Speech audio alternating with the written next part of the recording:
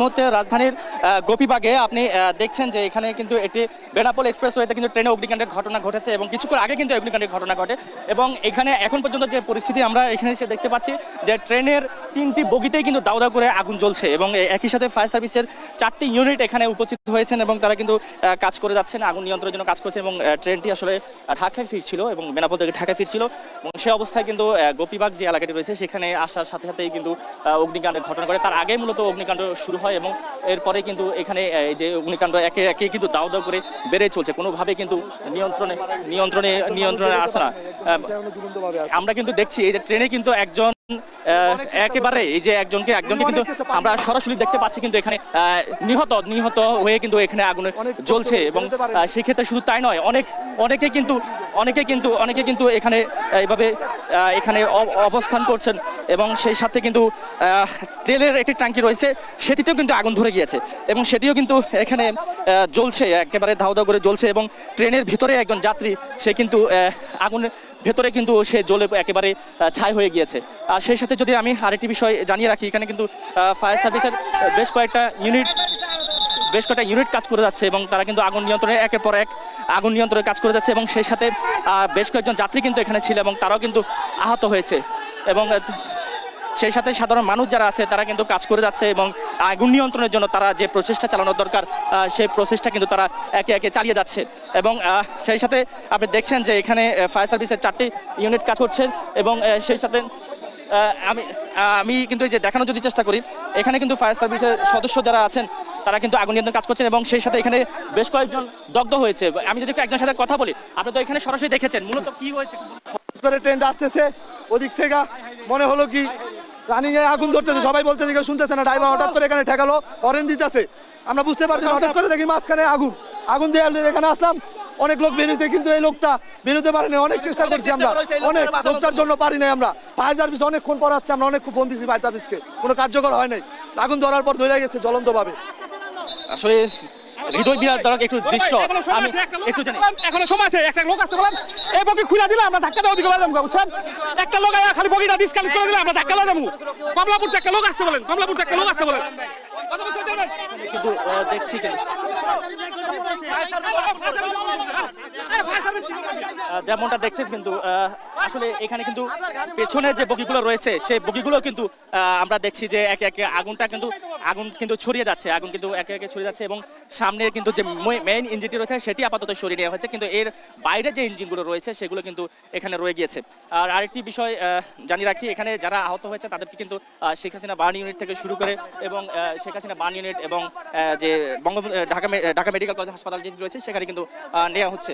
এবং সেই সাথে আপনি দেখছেন যে আসলে একটি হৃদয় বিদারক দৃশ্য যদি আমি একটু দেখানোর চেষ্টা করি, একজন মানুষ আসলে সে এভাবে পুরে ছাই হয়ে আছে এবং সে নাকি আমরা এখানে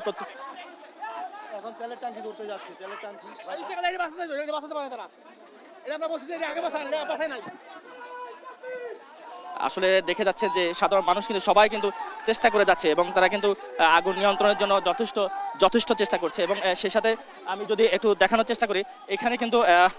ফায়ার সার্ভিসের পাশাপাশি কিন্তু পুলিশ সদস্য যারা আছে তারাও কিন্তু কাজ করে যাচ্ছে এবং পুরো বগিতে কিন্তু এইদিকে কিন্তু যখনই প্রথমে যে বগিতে অগ্নিকাণ্ডের ঘটনা ঘটে সেই পরপরই কিন্তু বাকি যে বগিগুলো রয়েছে সেগুলোতে আস্তে আস্তে আসলে আগুন ছড়িয়ে পড়ে এবং সেই সাথে আগুন ছড়িয়ে পড়ার পর ফায়ার সার্ভিসের যে সদস্যরা রয়েছে তারা একটু পরপরই আসলে আসে এবং আসার পরে কিন্তু তারা যে আগুন নির্বাপনের কাজ কিন্তু চালিয়ে যাচ্ছে এবং সেই সাথে আমরা দেখছি যে এখনো কিন্তু 2টি বগিতে দাউ দাউ করে আগুন চলছে। আমি একটু একজনের সাথে একটু কথা বলি, আপনি কি দেখেছেন একটু আমাদের বলেন তো। আমি একেবারে প্রথম থেকে ছিলাম, আমার বাসটা প্রতিদিন ট্রেন দেখতে আসে, সে বেনাপোল ট্রেন দেখতে আসে, আমি রেলগেটে অপেক্ষা করতেছিলাম, তাই যিনি লাইনম্যান আছেন আমাকে বসে দিল চেয়ারে, আমি বসলাম, বাসটাকে নিয়ে বসলাম, যখন ট্রেন আসছিল তখন ধোঁয়া উঠেছে, তখন আমি মনে করলাম যে আগুন জ্বলতেছে, এগুলো দেখে আমার বাসটাকে আমি বাসায় রেখে এসে বালতি নিয়ে এসে আমি আগুনকে পানিতে নিয়ে যাওয়ার চেষ্টা করছি। এরপরে মানুষ তো হই হল্লা ছড়িয়ে গেছে আর কি, সবাই দেখছে, সবাই হাহাকার, অনেকে মারা গেছে ভাই,